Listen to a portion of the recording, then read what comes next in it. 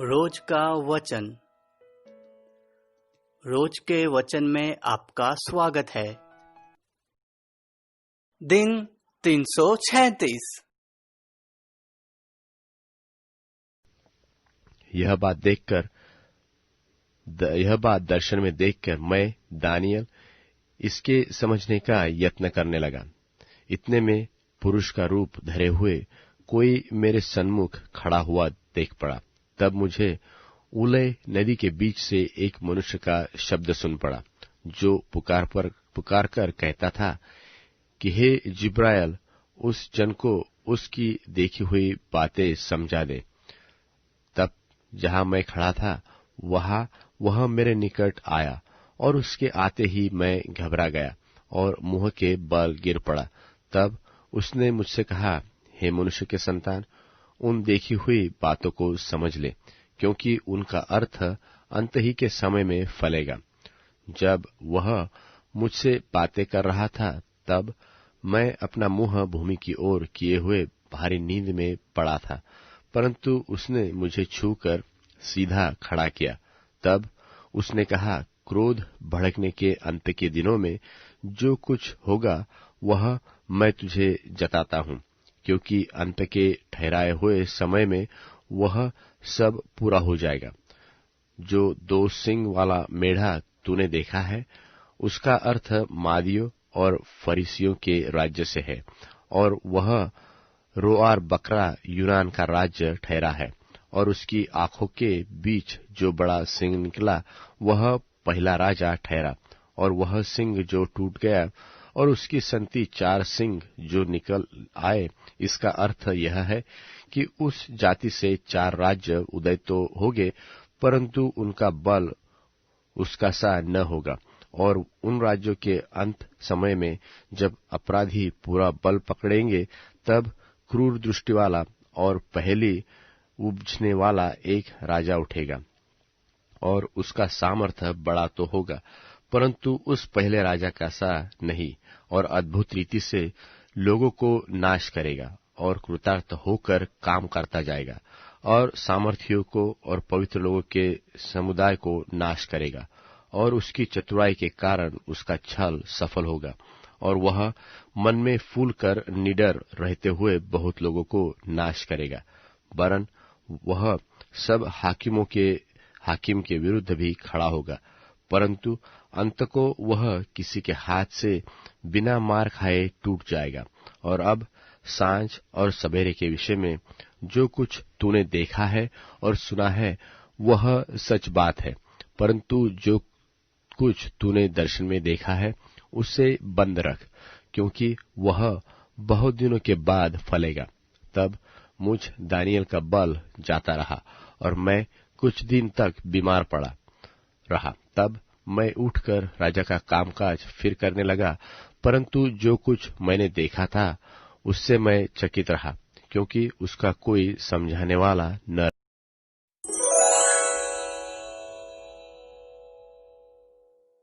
Daniel भविष्यवक्ता की पुस्तक अध्याय 9।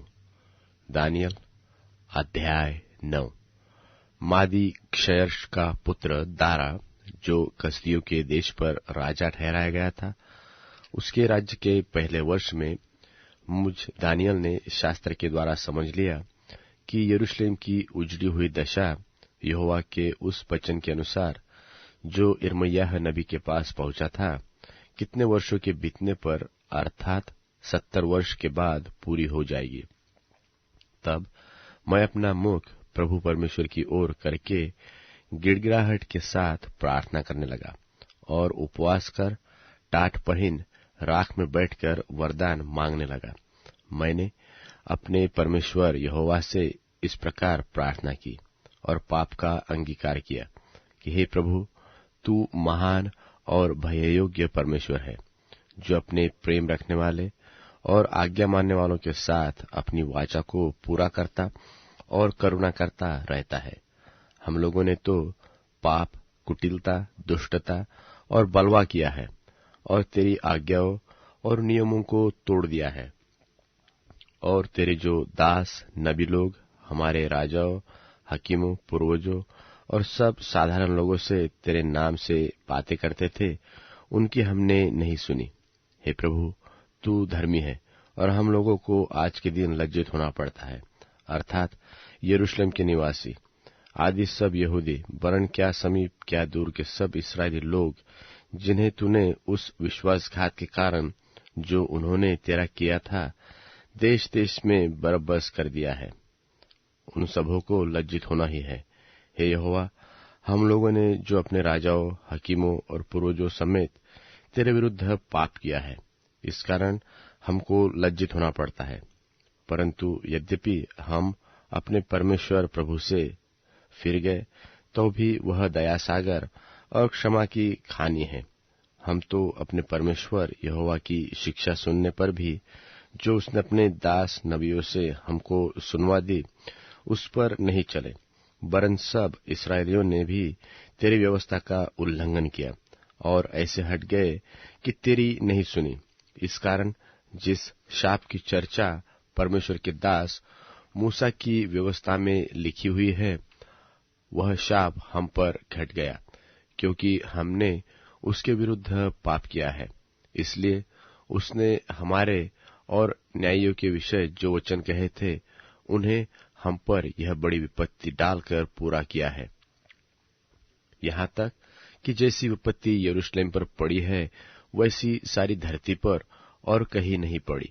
जैसा मूसा की व्यवस्था में लिखा है, वैसा ही यह सारी विपत्ति हम पर आ पड़ी है।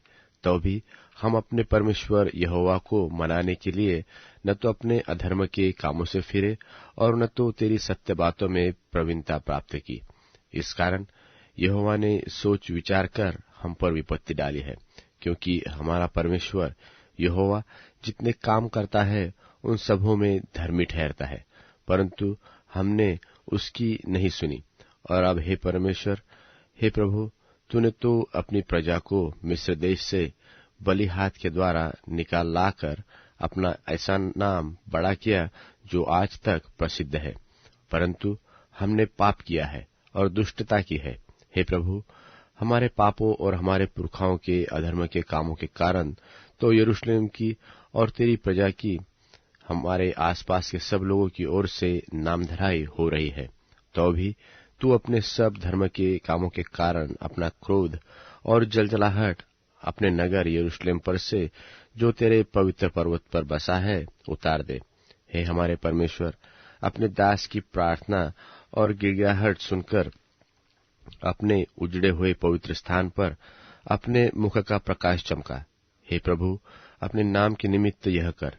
हे मेरे परमेश्वर, कान लगाकर सुन, आंखें खोलकर हमारी उजड़ी हुई दशा और उस नगर को भी देख जो तेरा कहलाता है, क्योंकि हम जो तेरे सामने गिड़गिड़ाकर प्रार्थना करते हैं, तो अपने धर्म के कामों पर नहीं, वरन तेरी बड़ी दया ही के कामों पर भरोसा रखकर करते हैं। हे प्रभु, सुन ले। हे प्रभु, पाप क्षमा कर। हे प्रभु, ध्यान देकर जो करना है उसे कर, विलंब न कर। हे मेरे परमेश्वर, तेरा नगर और तेरी प्रजा जो तेरी कहलाती है, इसलिए अपने नाम के निमित्त ही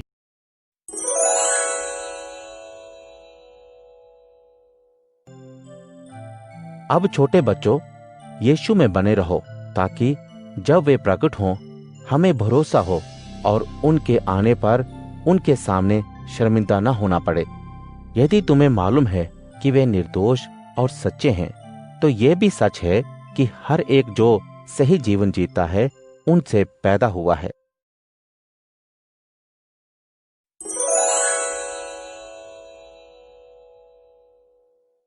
पहला यूहन्ना अध्याय 3। देखो, पिता ने कैसा प्रेम हम पर उंडेला है कि हम परमेश्वर के बेटे बेटियां कहलाएं। इसलिए दुनिया हमें नहीं पहचानती है, क्योंकि उसने परमेश्वर को नहीं पहचाना है। प्रियो, अभी हम परमेश्वर के बेटे बेटियां हैं।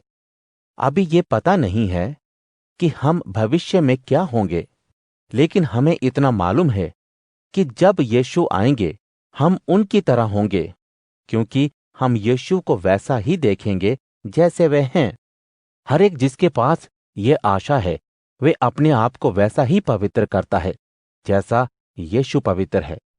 जो कोई उचित करने से चूक जाता है वह व्यवस्था को तोड़ता है, क्योंकि चूक जाना व्यवस्था के खिलाफ जाना है।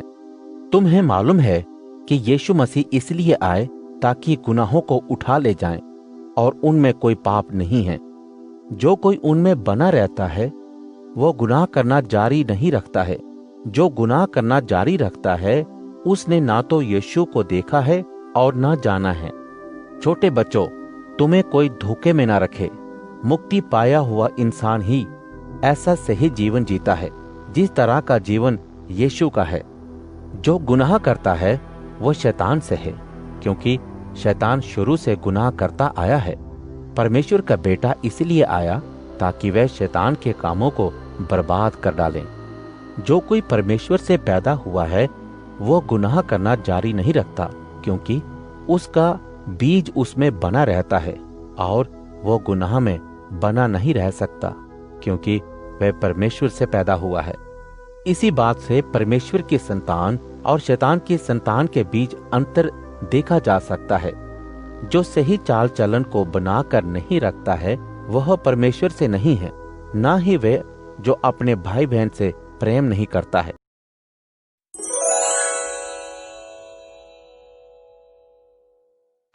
खून के प्यासे लोग उस मनुष्य से घृणा करते हैं जो निष्कलंक है। दुर्जन उसके प्राण की खोज में रहता है।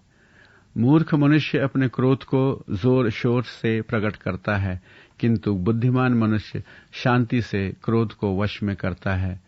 यदि शासक झूठी बातों को सुनता है तो निसंदेह उसके कर्मचारी भी दुष्ट बन जाते हैं। परमेश्वर की दृष्टि में गरीब मनुष्य और अत्याचारी दोनों एक समान हैं, क्योंकि प्रभु दोनों की आंखों को प्रकाश देता है। जो राजा गरीब मनुष्य का न्याय सच्चाई से करता है उसका सिंहासन सदा सुदृढ़ रहता है। छड़ी की मार और डांट डपट से मनुष्य को ज्ञान प्राप्त होता है, परंतु जिस बच्चे को माता पिता हाथ नहीं लगाते वह उनके कलंक का कारण बनता है। जब दुर्जन देश पर शासन करते हैं तब अपराध बढ़ जाते हैं, किंतु धार्मिक मनुष्य उनका पतन अपनी आंखों से देखता है। पिता अपने पुत्र को अनुशासन में रख, तब वह तुझे सुख चैन से रहने देगा, वह तेरे हृदय को आनंद देगा। नबियों के दर्शन के अभाव में लोगों में प्रभु का डर नहीं रह जाता, किंतु धन्य है वह मनुष्य जो व्यवस्था का पालन करता है।